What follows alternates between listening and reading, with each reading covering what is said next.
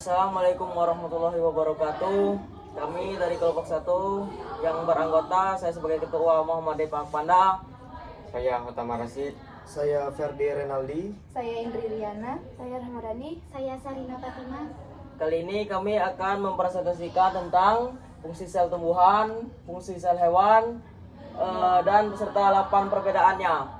Baiklah, saya akan menjelaskan tentang organ sel. Yang pertama itu ada plasmodesmata, yang kedua itu ada sitoskeleton, lalu vesikel bermembran, retikulum endoplasma halus, ribosom, nukleus. Nukleus itu ada 3, yaitu polinukleus, sulubung nukleus, dan nukleolus.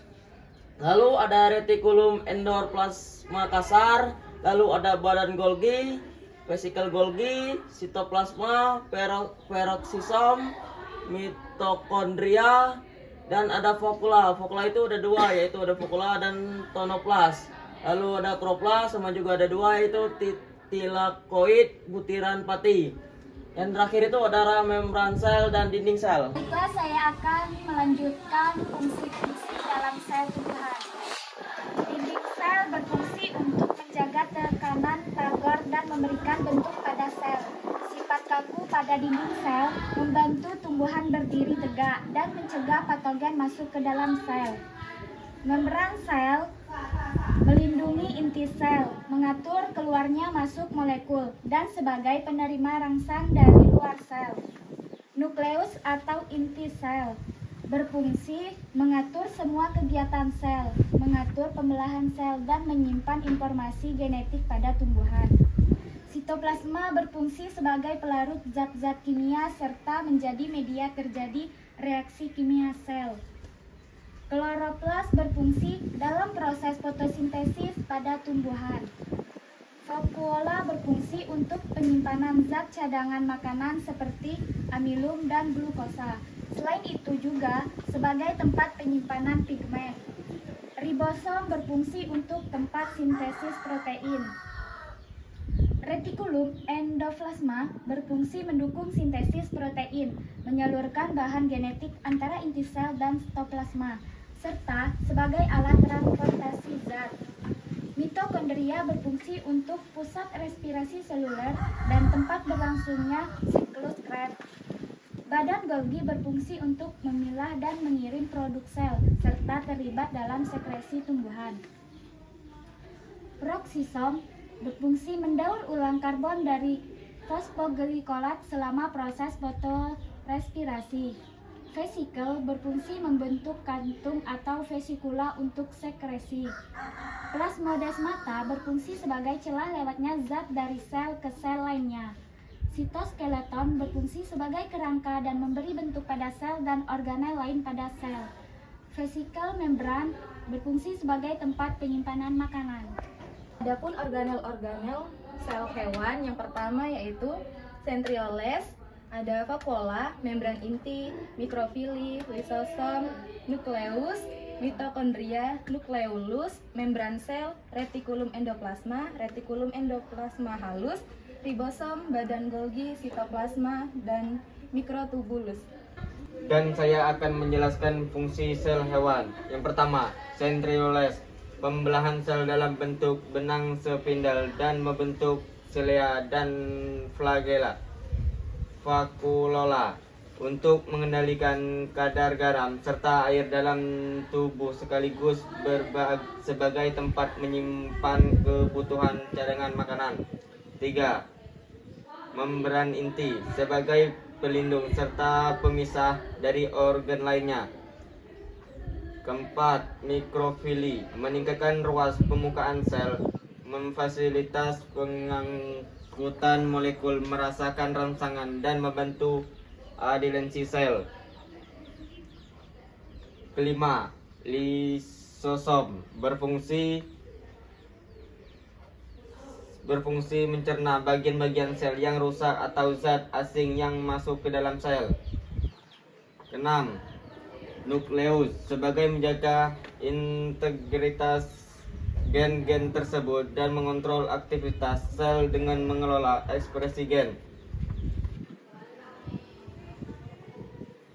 mitokondria, menghasilkan pabrik energi sel dalam bentuk ATP melalui proses respirasi aerob. Nukleus untuk pengumpulan dan transkripsi KRA, khususnya alam nukleat ribosom atau RNA. Membran sel, pengatur aliran zat-zat yang masuk dan keluar sel. Retikulum endoplasma untuk memproduksi serta mengangkut protein sekretariat seperti antibodi, protein pembekuan darah, inusin, enzim, musin hingga kolagen. Retikulum endoplasma halus untuk sintesis lipid, komponen membran sel. Ribosom menerjemahkan RNA untuk membentuk rantai polipeptida atau protein dengan menggunakan asam amino saat proses translasi. Badan Golgi membentuk kantong vesikula untuk sekresi. Sitoplasma sebagai tempat penyimpanan bahan kimia sel yang penting bagi metabolisme sel seperti enzim-enzim, ion-ion, gula, lemak, dan protein. Mikrotubulus untuk memberi bentuk sel dan membentuk selea, flageli, serta sentriol dalam sebuah sel. Perbedaan pada sel tumbuhan dan sel hewan, yaitu bentuk sel, dinding sel, lisosom, plastida, sitrosom, peroksisom, glioksisom, vakuola, dan penjelasannya akan dijelaskan oleh teman saya. Baiklah, di sini saya akan menjelaskan 8 perbedaan mengenai sel hewan dan sel tumbuhan. Yang pertama ada bentuk sel. Sel hewan tidak memiliki dinding sel yang kaku, sedangkan sel tumbuhan cenderung memiliki bentuk sel yang kaku dan jarang berubah bentuk. Yang kedua ada dinding sel. Sel tumbuhan memiliki dinding sel yang terdiri dari serat selulosa yang kuat. Di sisi lain, sel hewan tidak memiliki dinding sel sehingga lebih fleksibel dalam hal bentuk dan ukuran sel.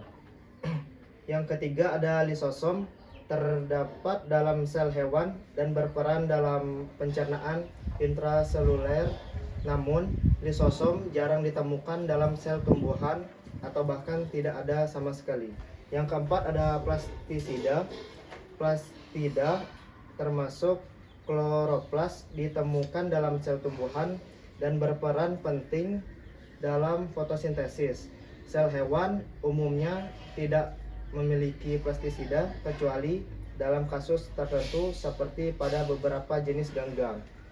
Yang kelima ada sentrosom, struktur yang ditemukan dalam sel hewan dan berperan dalam pembelahan sel, sedangkan sel tumbuhan umumnya tidak memiliki sentrosom atau sentriol atau jarang ditemukan. Yang keenam ada peroksisom, adalah organel yang ditemukan baik dalam sel hewan maupun tumbuhan, memiliki peran dalam metabolisme berbagai zat seperti oksidasi asam lemak, penguraian hidrogen peroksida, dan detoksifikasi senyawa beracun.